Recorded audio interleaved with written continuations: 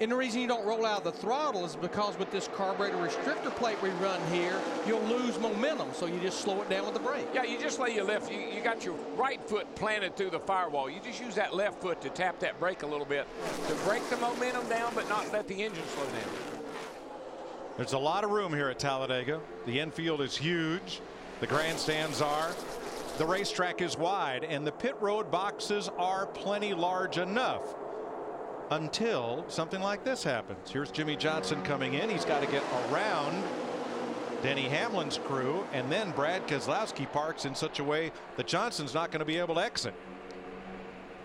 And there's actually a car in front of Brad Keselowski, the 09 car that had him all but blocked in. You can see Denny Hamlin just barely got out. Now, just about the time the 09 finishes their stop, they start to back the 48 car up, and you see the 09 had to stop. Let Jimmy Johnson go out. Keselowski was blocked in by Labonte. That's called 28 cars on pit road at one time. But the good thing about here is it's not as costly as it is at some tracks where you can't pass. The other thing is Chad's usually pretty good about finding a spot on pit road. Uh-oh, what's on with the 18? Kyle Busch in trouble on the back straightaway. I was going to say about Chad in his pit boxes, he usually looks around who's on either side of him.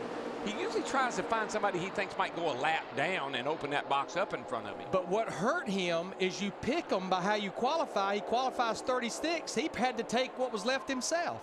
Look at Kyle Busch getting 8,100 RPM and finding a place in line. I think he just fell back. They're still going by him, though. Drifted up in front of his brother and up to the outside line. I'm not sure why he would fall back, but maybe he wants to get to the rear and ride a while. Now the RPM's coming back up. Oh, yeah. But he had slowed considerably. So you see something like that happen, it can only be one of two things. Maybe he had an ignition problem, had to switch boxes, lost fire just for momentarily, or maybe he just decided he wanted to fall back and see how his car would come through traffic. I mean, look at that right there. How about 201 miles per hour headed at the end of the back straightaway? Matt, did he have a problem?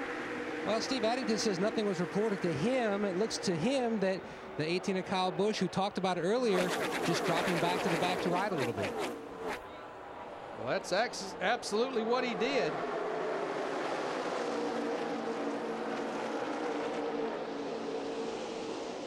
Well, he's picked up his older brother, Kurt, and runs along right back up in the draft, right back up to speed. How about our outside pole sitter, Greg Biffle? There's the 3M Ford, 9th place. Steve. Mike, for a guy who has 14 career wins, Greg Biffle has never finished in the top 10 at Talladega. He said earlier this week, I've been wrecked running at the front, I've been wrecked running in the back. The only place not to get wrecked is pit road, and you can't win the race from there. Right now, he is playing it conservative, Mike, just taking his time, staying out of trouble.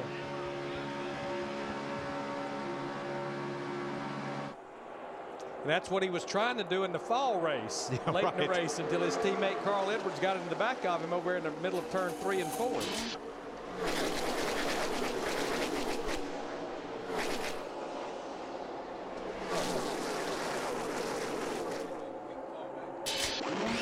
Truex, Sadler, Earnhardt, Sorensen, and Hamlin are the front 5. There you see Elliott Sadler trying to give the one a little bit of a push, and Earnhardt's got a little bit of cushion on both ends. Matt.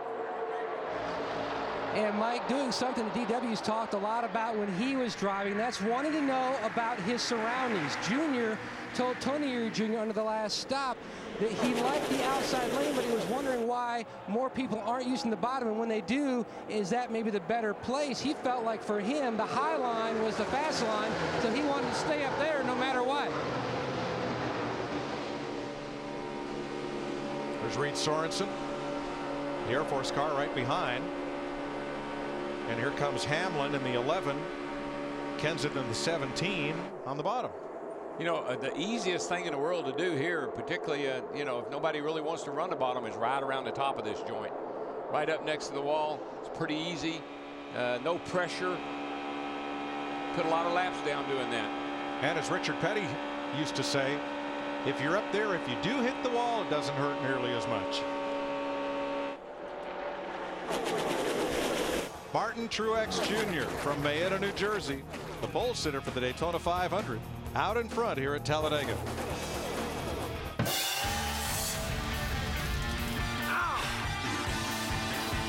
Stay tuned for more NASCAR 05. NASCAR Sprint Cup Racing is sponsored by Kentucky Grilled Chicken. Get a 2-piece meal for just $3.99 at Unthink KFC. By Home Depot. More saving, more doing. That's the power of the Home Depot.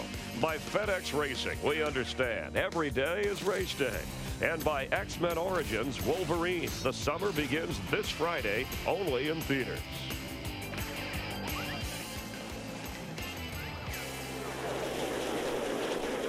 75 laps complete at Talladega. That's Juan Pablo Montoya getting an assist from Dale Earnhardt Jr. Martin Truex got shuffled back a bit without any drafting help, and he's now on the outside third in line, back about 8th place.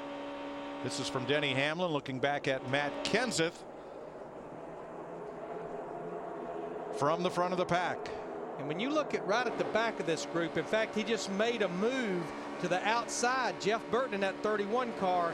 This group better hope he doesn't get those next 2 laps back, because he will be a player by the end of the day. Look at him just turn it down with a little bit of help from David Rudiman in the 00 car. He's actually trying to get one of his laps back by driving to the front of the pack. Definitely got the car fixed, running great now. Well, Martin Truex was leading handily when we went to break. Elliott Sadler wasn't putting much pressure on him, and that was frustrating Dale Jr. Ask Elliott why he can't get to the one. Why he won't get to the one and push him a little bit. He's just acts like he just ain't even trying to. So Jr. took matters into his own hands, jumped out of line, and went with the pack on the bottom. See, what Junior knew was he was holding back a whole lot, and he couldn't figure out why they couldn't go any faster than they were going. So that's why he was asking, why wasn't Elliott, is Elliott that slow almost, is I think what he was trying to ask. And when it all shook out, Montoya, who Junior dropped down to draft with, ended up with a lead. If you look in the middle of the screen right here, remember that guy that we said something's wrong with his car? He fell to the back, and maybe he's got an ignition problem or something. The 18 I think he's just car playing around. Brooks. 18. Now He he's just came working back his way up back there. to the front. Well, now the fellow who's in second place right now, David Stremme, he may have a problem, Steve. Yeah, he sure may, Mike. He just told Roy McCauley, he said, I feel like I've got a loose wheel. Roy said, keep me informed. Dick Berggren.